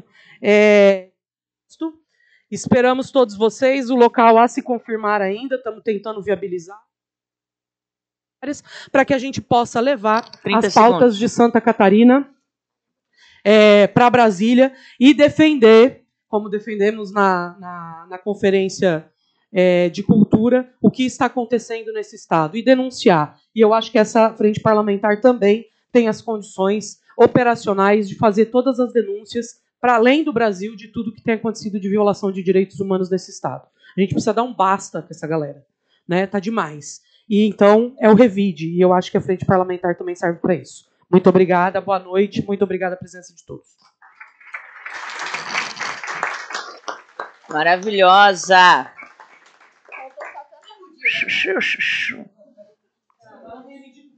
Só faltou cantar. Um informe? Vai lá. Fala ali, porque aí fica gravado. Boa noite. O Mães pela Diversidade, o primeiro estado do Brasil que vai ter um espaço físico de acolhimento é Santa Catarina e vai ser aqui em Florianópolis. No dia 26 a gente vai estar fazendo a inauguração, no Santa Mônica, em anexo ao Gastrobar Hangout. Depois a gente pode estar mandando para as lideranças o endereço certinho, e aí a gente vai estar também enviando os convites, porque é ali um lugar que a gente vai estender para os outros grupos, para poder usar, para poder servir como rede de apoio, rodas de conversa, para a gente poder juntar mais as entidades e fortalecer os movimentos. Então, a gente está muito feliz, é um marco para o Mães da Diversidade. Nenhum estado tem espaço físico, né? E a gente está com esse espaço físico, é um lugar muito bonito, vai ser um lugar de acolhimento, um lugar para juntar forças, para trocar experiências, e vai estar aberto para todos os líderes do movimento LGBT. Então, Que horas que vai ser? Vai ser no dia 26. A gente vai abrir até com bastante abrangência, para que possa as pessoas irem, né? Então vai ser das 16 às 21h30. Tá? Mas a Andréia, é uma terça-feira, é isso? É uma terça-feira. 16 a 21h30. A Andréia, a gente já está formalizando os convites e a gente vai estar enviando. Então a gente estende o convite a vocês, e esse espaço é do Mães, mas é para todos nós que estamos unidos em prol da população LGBT. Obrigada. Obrigada e parabéns às Mães pela Diversidade. Acho que um encaminhamento aqui dessa frente é que a gente participe desse lançamento, não só como frente, mas os sujeitos e atores que falaram aqui, que representam as suas entidades e coletivos também. No dia 26 do lançamento desse espaço, reforçando, dia 30 e 31 tem a conferência estadual, ela vai ser híbrida, sem o local físico ainda definido, só tem voto, né, os delegados e delegadas que foram tiradas das cidades, né, das conferências dos municípios, que são acho que 7 ou 8 apenas, 6 ou 7 na verdade, pelo estado, incluindo Florianópolis, mas a participação é aberta. Eu acho que a gente precisa dar uma resposta, sim, em mobilização à negativa do governo do estado em chamar e convocar a conferência. Não só o governo do estado, né, porque o governo do estado se negou, uma comissão buscou diálogo com o Ministério Público de Santa Catarina, que também se negou, com a OAB, que também se negou, com a Assembleia Legislativa, que também se negou, né, e que eram as instituições que, pelo chamamento nacional, poderiam convocar a conferência. Então, a sociedade civil está fazendo esse chamamento. Em diferentes instituições, né? Então, é isso. A ideia aqui, pessoal, dessa primeira reunião, como disse a Carol, era a gente fazer uma escutativa e uma reunião, né, de uma série de elementos e pontos que, obviamente, nós, enquanto pessoas LGBTI+, vivenciamos todos os dias, mas para ficar um registro e que a gente fizesse, assim, minimamente as prioridades que aparecem. Acho que aqui aparecem questões, né, que mostram o quanto que a integralidade da nossa existência está ameaçada, né, desde o ponto de vista da educação, da saúde, da cultura, do acesso a serviços básicos como transporte público, a questão da saúde mental, a segurança pública e esses ataques institucionais que se materializam em forma dessas leis que foram apresentadas aqui. Nesse ponto específico, eu queria fazer uma proposta de encaminhamento, Ingrid e o Camazão, que foi ao banheiro. Nós temos aqui várias instituições representadas, né, que deixaram o seu e-mail, telefone, nome e tudo mais. Eu queria propor, a gente se compromete enquanto frente, os nossos mandatos, passar para cada uma dessas instituições a lista e o número dos PLs que tramitam aqui, com as respectivas comissões e relatores que, né, já estão elencados, para que cada um de vocês e cada uma possa mandar um e-mail, provocar na rede social, né, se colocando o contrário a esses PLs. A gente coloca os links, né, dos PLs para as pessoas terem, né, cada um ter acesso e fazer aquilo que às vezes eles fazem conosco de incomodar bastante, mas acho que fazer uma carta mesmo, né, como uma manifestação e um posicionamento. Então a gente pode se comprometer a fazer essa lista e passar as instruções não só para os relatores, como também para os presidentes de comissões de cada um que eles vão tramitar e para o presidente dessa casa, né? Acho que é bastante importante. Ju, quer fazer uma proposta de encaminhamento? Sim, acho que fazer uma manifestação é um projeto que ele existe, arquivado, né? É uma minuta de 2013, e que a Guilhermina tem atualizações de alguma discussão na Assembleia, mas acho que se posicionar em relação a isso é bem importante. Sobre o projeto de lei 315 de 2013, que era esse o nosso projeto de lei do Conselho Estadual LGBT, em reuniões com a Luciane Carminati, vai ser retirado essa semana, né? Vai ser retirado, não. Como ele acabou caducando, ele foi arquivado pelo fim da legislatura. Depois retirado e depois caducou. Então, a gente está fazendo um novo. Só que, para fazer um conselho, tem que ser um projeto de lei do Executivo. Senão ele tem vício de alguma coisa. Origem. Vício de origem. Iniciativa. Então, a gente tem esse projeto de lei já atualizado, está lá com a Carminati.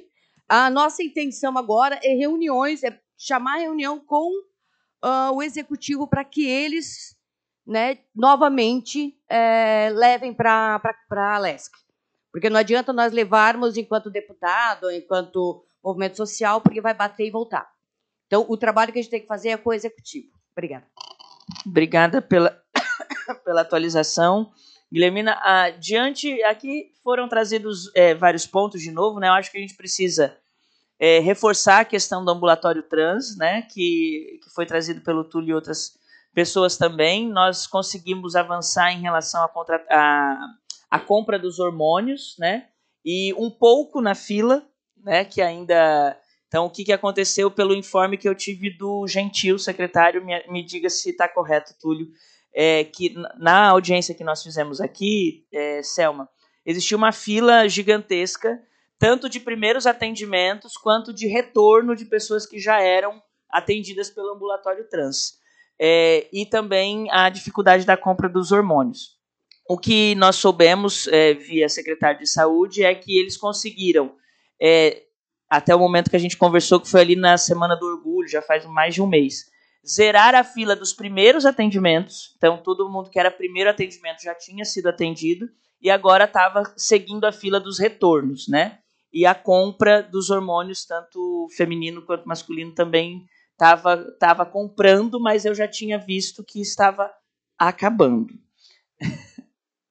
Acabou, Selma? Os dois, tem dois hormônios para as pessoas transferidas. Aham. Já acabou. Só que a compra está travada. Porque não teve um retorno das compras, não teve nenhum empresa. Foi a primeira situação que não teve... Ninguém se inscreveu na licitação e agora a secretaria precisa fazer uma dispensa de licitação para comprar das únicas pessoas que tenham fornecimento, né? Então, acho que cobrar isso daí e reforçar a questão da assistência social, que é um compromisso, né? Isso em relação ao ambulatório trans especificamente. A gente teve muito debate aqui do ponto de vista conceitual, mas... Isso, Mais uma médica contratada e mais uma psicóloga. Uhum. Então a fila está conseguindo andar. Eu tive lá essa semana para conversar com elas. Tá, então falta assistente social e a contratação, a compra, na verdade, dos hormônios femininos. Isso, tá. Então acho que é isso, aí a questão de saúde mental, né? Pode dar informe e sugestão de encaminhamento também. Não, gente, é mais informe, tá? Porque foi a gente que costurou esse caminho com a Secretaria da Saúde, mas é um informe assim, não, andou, mas está mais ou menos, tá? Que é o seguinte, o ministro da Saúde, o Alexandre Padilha, faz o que, 1 mês, 2 meses, um pouquinho mais, publicou uma portaria colocando um novo protocolo de vacinação contra hepatite A para usuários de PrEP, focado muito no público de homens gays, bissexuais, mulheres trans e travestis, né? Que é meio já o público do PrEP em geral, assim. E aí esse protocolo foi publicado no governo federal, e aí a gente recebeu denúncias de que as pessoas estavam indo no posto de saúde ou lá no... Oh, meu Deus, já estou meio lesado, desculpa. Na policlínica, obrigado. E que não estavam conseguindo essa vacinação. E aí, assim, falei com o secretário, ele nos atendeu, faltava a prefeitura daqui publicar uma portaria, publicaram a portaria, Selma, então, assim, já está regulamentado, mas parece que tem um problema, assim, de falta de vacina. Não tem vacinas, não é a prefeitura que compra, pelo que me foi explicado, é o governo do estado e o governo federal que tem que comprar as doses, e estamos tendo alguma dificuldade nessa compra das doses. Então, quem for usuário de PrEP, estiver buscando essa vacinação, você até consegue, mas assim, acho que é a única vacina que existe no SUS que você vai lá, você tem que agendar para tomar daqui 1 mês, 2 meses, 3 meses, né? Normalmente você chega no SUS, eu quero tomar a vacina, tá faltando, você toma na hora, né? Então, esse informe que eu tive do secretário foi quando, Carol, que a gente foi lá? Segunda-feira, né? É isso.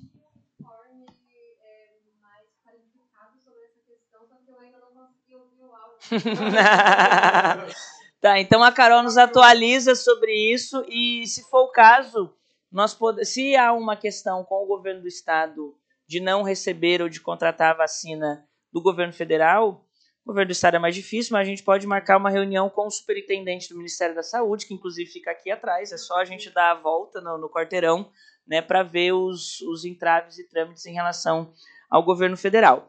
Acho que é isso. Danilo, sugestão de encaminhamento.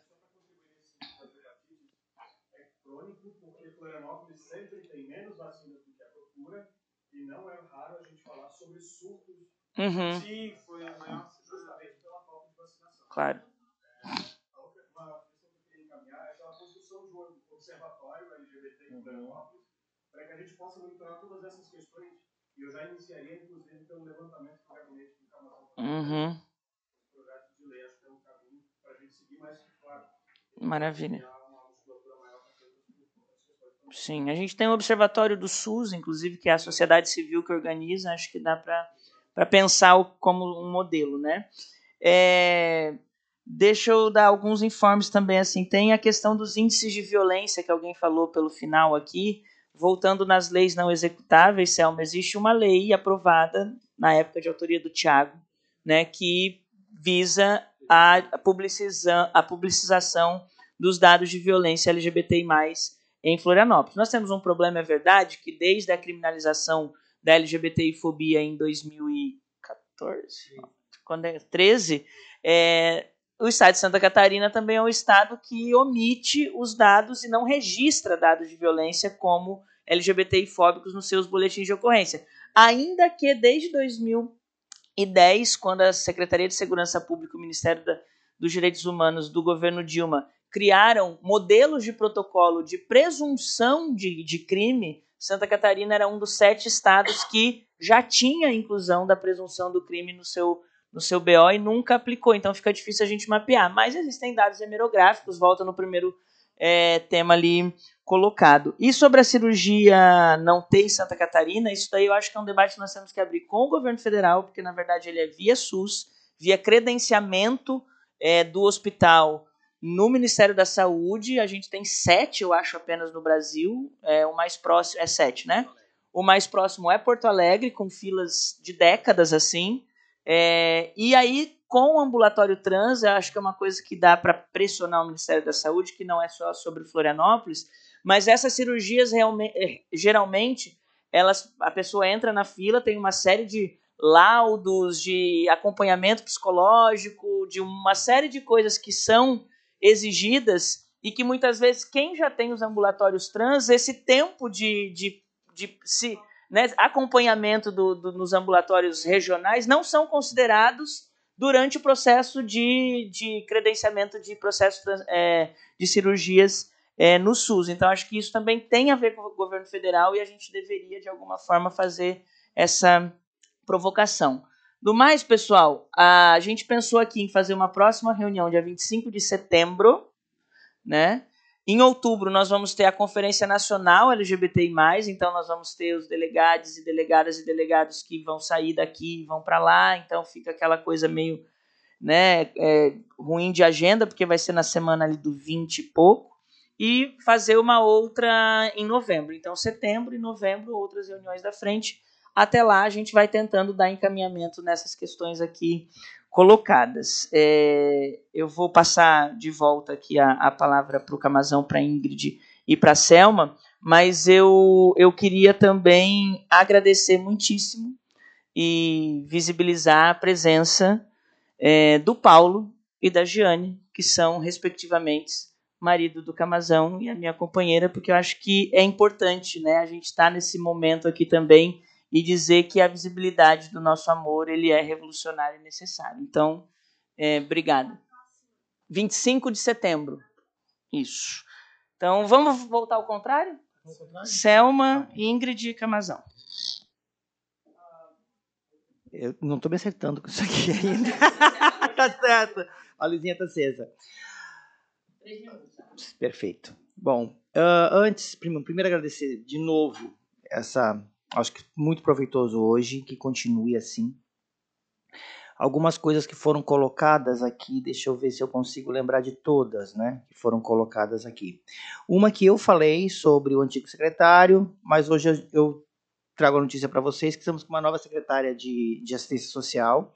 Eu já tive contato com ela ainda não conseguiu me receber sozinha para conversar, mas conversamos em grupo com as assessorias, e ela se mostrou muito interessada nas nossas causas. Então, acho que a gente tem uma porta aberta dentro da Secretaria de Assistência Social hoje com a atual secretária, que é a Luciane, e ela é aberta, uma mulher com outra cabeça, ela é assistente social, ela é funcionária de carreira, então ela tem muito conhecimento e muita sensibilidade que eu senti em relação às nossas causas. Ela ficou chocada com algumas coisas que eu levei, dados que eu levei, e assim, eu sinto ali um respiro que hoje eu posso começar a colocar projetos que estavam parados por conta de que o outro secretário não queria. Entenderam bem, né? Bom, contra a Semana da Parada, que foi colocado aqui, a parada, para quem não sabe, começou com Semanas da Parada. E foi muito grande. E nessa época, o movimento social era muito presente nesse sentido. Isso foi se perdendo ao longo dos anos e, infelizmente, hoje a gente não tem mais uma semana. Já chegou até o mês da parada. E muita coisa foi colocada nessa época que hoje a gente, né, tipo essa lei aí. Isso foi lançado na época das Semanas da Parada. Então, eu acho que a gente juntar mais uma vez os movimentos e pensar dessa forma para que na época da parada já se tem um planejamento de se fazer eventos voltados, que hoje a gente tem, diferente daquela época, quem viveu naquela época sabe, hoje a gente tem um pouco mais de força. Nós não tínhamos uma bancada aqui. A gente não tinha esse poder todo. A gente não tinha isso. A gente tem pouco ainda, mas muito significativo o que a gente tem. Então eu acho que é de se pensar a voltar esses debates e voltar a formar esses movimentos. Quanto à questão do ambulatório, a gente sabe o quanto foi lutado por esse ambulatório. A questão que a gente passou sombria ano passado, que de bater lá, assim, vocês foram lá fazendo reuniões, eu tive lá, tive reunião com o secretário, bati em porta, implorando, pelo amor de Deus, vamos colocar isso aqui de pé, e a gente conseguiu manter o ambulatório vivo. Por pouco a gente não perdeu o ambulatório. O nosso ambulatório, ele é referência, E uma coisa muito legal para a gente saber também que o ambulatório é referência nacional para muitas cidades. O Conselho de Floripa é muito conceituado nacionalmente. E a gente sabe que a duras penas é mantido esse conselho. A gente está lá dentro, sabe. E agora eu acho que aqui também vamos fazer essa frente parlamentar também virar referência, né? Isso que é importante. Então eu fico feliz de ver essa plateia cheia, de ver pessoas que não estão aqui simplesmente por estar, mas que têm interesse realmente em fazer algo pela comunidade LGBT. Então, agradeço mais uma vez. A minha porta está aberta, sempre. Aqui na assistência. Está com uma salinha pequena. 30 segundos, Sam. A gente está lá e sabe que vocês podem me procurar. Tudo que tiver ao meu alcance, eu vou estar com vocês sempre. Que indiferente de eu estar dentro do governo agora ou não, eu sempre falo, eu sou LGBT. E a minha luta é pela nossa comunidade. É sobre isso. Obrigado. Obrigada, Selma. Companheira Ingrid. Já estou aqui também, já ficamos andando tilt. Também já tô... Soberania alimentar. Tá. Mas eu acho, assim, anotei várias coisas e a gente vê a importância que a gente tem de realmente sentar, ouvir, né, dialogar as necessidades, né, da comunidade. E é assim, né, que a gente caminha para frente. Mas eu acho que tem algo na nossa cidade que é um reflexo, né, de tudo que acontece no país, que também me preocupa bastante, Selma, que é a população trans. Porque entre nós, ativistas, movimentos sociais, a gente tem a dificuldade do respeito, da aceitação, da visibilidade da população trans. E a gente vivenciou isso, né, Lani? Quando a Frente Feminista 8 de Março encampou o tema, né, das mulheres trans, da população trans, e eu e tantas outras companheiras fomos escrachadas nacionalmente, né, usando de acusações terríveis, né? Chegamos a ser acusadas de racistas por expulsar mulheres negras transfóbicas dos espaços que estávamos construindo. Chegamos a ter, né, a nossa vida também colocada em risco por transfóbicas que estão no nosso meio todos os dias, né, e que nós não podemos aceitar isso de forma alguma. A gente tem, nesse momento, uma mulher que se intitula feminista e que atacou a deputada Erika Hilton e que se diz exilada, né, politicamente por, né, ela ainda reforça, né, por ter chamado a deputada de homem, né, e ela acha super normal. Então, acho que é isso, né? A gente precisa avançar. Quando a gente fala da vida da população trans, a gente está falando de assegurar os direitos de toda uma comunidade, né? Porque a gente está falando de vidas, né? Então, acho que isso é muito importante. Eu não vou citar tudo aqui, eu anotei aqui até para a gente poder entrar para o relatório, para a gente poder conversar, ver o que a gente pode avançar realmente, né? Mas eu acho que o mais importante desse espaço é que a gente possa se reunir, trazer afeto, né, trazer elaboração política conjunta. Eu acho que é importante a gente realmente ocupar os espaços alinhados, né, com uma política realmente elaborada em conjunto, de forma coletiva, de forma afetuosa. Acho que isso é essencial, né, para a nossa luta em todos os âmbitos, né? Mas quando a gente está falando da comunidade LGBT, a gente sempre fala do amor, né? A gente sempre diz que a nossa luta é pelo amor, é pela sobrevivência, mas eu acho que mais do que isso, né? Por ter perspectiva de futuro. Então, mais uma vez eu queria reforçar, né, que esse momento é um momento histórico, que sim, eu acho que a fala da Liros traz uma reflexão da gente... 30 segundos. para a gente entender, né, que a gente não pode caminhar sozinhas, que a gente não pode deixar ao ponto, né, da gente adoecer de uma forma que isso vai tirar a qualidade da nossa luta. Então, acho que é um pedido de socorro que a Lídeos faz há muito tempo, né, mas que é essencial a gente entender, né, que essa luta ela tem que dar sequência e dizer, né, que o meu mandato, assim como essa frente, ela está à disposição para que a gente possa caminhar juntos e juntas. E queria só registrar, porque eu acho que é importante deixar esse registro, né, com muito orgulho, né, dentro do meu gabinete eu tenho uma estudante de direito, uma mulher trans, que está inserida no mercado de trabalho, né, e que pode ser referência também para a gente poder avançar também, fazendo com que a população trans ocupe esses espaços, se qualifique e possa mostrar que é capaz, assim como qualquer uma outra pessoa, né, que pode e que deve ocupar os espaços. Obrigada. Obrigada, Ingrid. Bom, gente, enquanto a gente ouvir aqui a Selma e a Ingrid, está aqui a minha assessoria me trazendo notícia ruim, né? O prefeito de Blumenau, Carla já deve estar sabendo, né?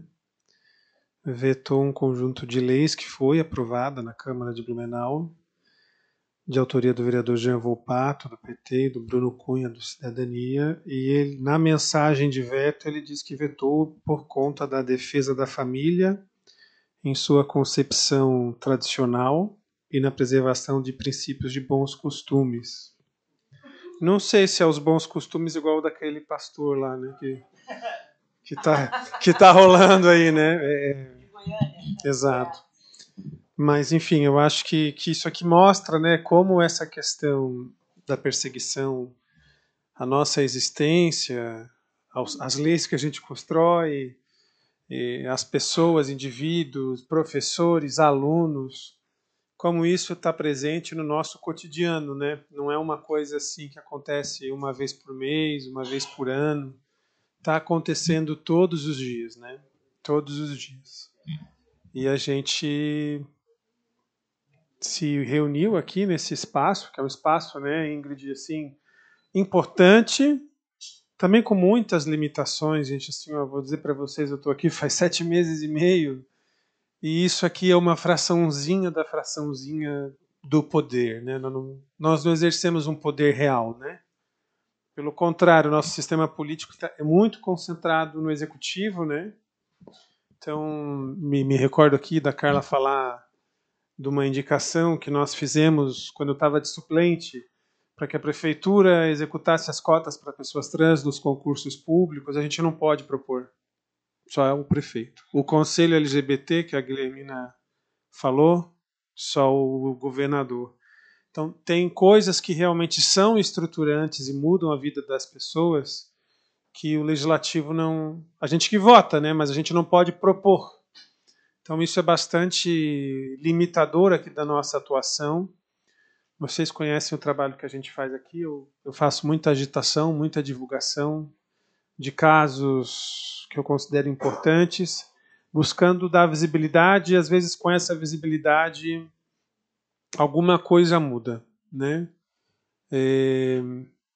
Eu fiquei muito, muito feliz, assim, não era uma pessoa LGBT propriamente dita, mas talvez vocês tenham visto uma imagem de uma mulher em situação de rua no terminal Cidade de Florianópolis, que foi agredida por um policial e por um cargo comissionado do ex-secretário de Assistência Social. O cargo dele era gerente do Sistema Único de Assistência Social de Florianópolis. Ele era o gerente do SUAS. Estava lá jogando spray de pimenta numa mulher em situação de rua na luz do dia. E a gente divulgou esse caso, ele teve uma repercussão muito grande. E a defensora pública, Ana Paula Fischer, me mandou... 30 segundos. Alô? Obrigado.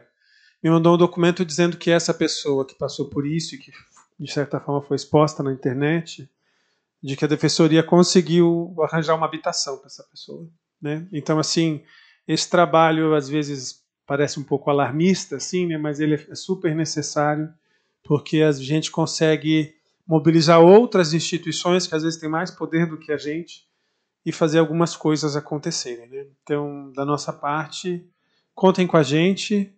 Todas vocês são bem-vindas e bem-vindos no nosso gabinete, que fica no 4º andar. E estamos aí para fazer o bom combate e o contra-ataque. Eu gostei disso do contra-ataque, hein? Vamos lá. Valeu. Podem fazer uma escalada assim, ó. Vai no quarto, fala com o Camazão. Aí vai pro 5, cobra a Ingrid. Aí depois vai lá no 6º e fala comigo. E depois desce direto pro térreo.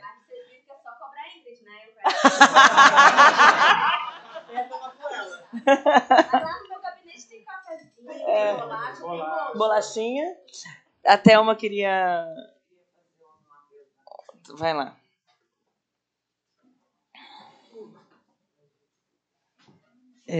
Então, pessoal, aqui a gente está falando, né, com LGBTs que estão com voz para lutar pelos seus direitos. Podem estar conquistando ou não, mas estão tendo voz e espaço. Nós, das Mães pela Diversidade, que acompanhamos o Estado inteiro e que acompanhamos o que acontece em todos os estados, estamos muito preocupados com as nossas crianças e os novos jovens de cidades pequenas, de lugares afastados, que ainda sofrem uma violência, que são expulsos de casa, que não têm direito à voz, eles não têm direito de existirem. E junto com isso, eu queria fazer um apelo, já que aqui nós estamos com todas as lideranças, que, tristemente, nos meus tantos anos de militância, eu venho percebendo que a comunidade LGBT é muito desunida, tá?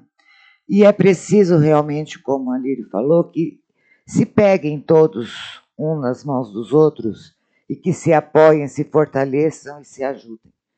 Principalmente a comunidade trans, que sofre o preconceito e a discriminação, principalmente no meio LGBT.